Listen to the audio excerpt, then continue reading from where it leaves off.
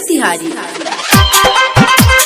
छोड़ फेर लबली लगावल लगावल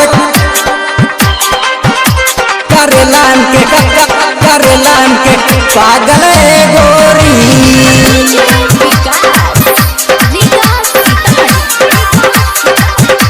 करेलान के पागल गोरी। आप सुन रहे हैं मिथिलेश प्रेमी को। अरे परियों से अधिक तू लगेलू सुनार हो अगेलू सुनार हो यही से बसल बड़ू दिल के भीतर हो परियों से अधिक लगेलू सुनार हो यही से बसल बड़ू दिल के भीतर हो। चांद जैसन मोहनी मुरतिया करेला के पागल गोरी। अरे चांद जैसा मोहनी मुरतिया करेला के पागल गोरी करेला के पागल गोरी करेला के पागल गोरी। छोड़ फेर लबली लगावल करेला के पागल गोरी छोड़ फेर लबली लगावल करेला के पागल गोरी। छोड़ फेर लबली लगावल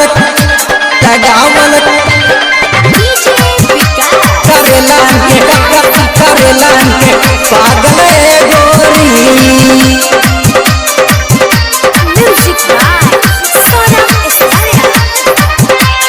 करेला घवाई तोहर एक मुस्कान हो रची रची तोहर के बनौले भगवान हो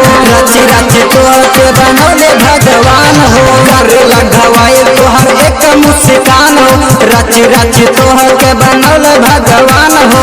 मीठी मीठी बोलिया से मारे लुबानी धक धक करेला करे जवाए रानी तोहर से प्रीतिया वाला गल करेला हमके पागल गोरी। छोड़ा फेर लबली लगावल करेला हमके पागल गोरी करेला हमके पागल गोरी करेला हमके पागल गोरी।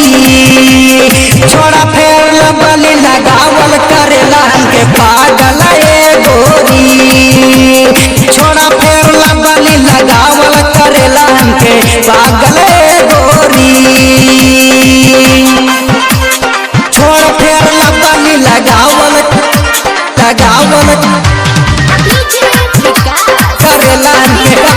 करेला के पागल गोरी।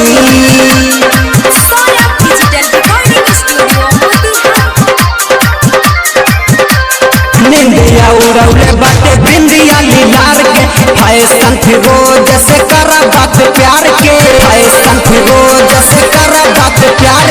निंदिया उड़ौले बाटे बिंदिया लीलार के फैशन फिरोज से करा बात प्यार के। सोना हो सिंगार में अनार भइल बारू मिथिलेश प्रेमी से कहे रुसतारू सारी रात रहेले जागल करेला के पागल गोरी सारी रात रहेला जागल करेला के पागल गोरी करेला के पागल गोरी करेला के पागल गोरी। छोड़ फेर लबली लगावल करेला के पागल गोरी छोड़ फेर लबली लगावल करेला के पागल गोरी। Saurabh digital recording studio Delhi.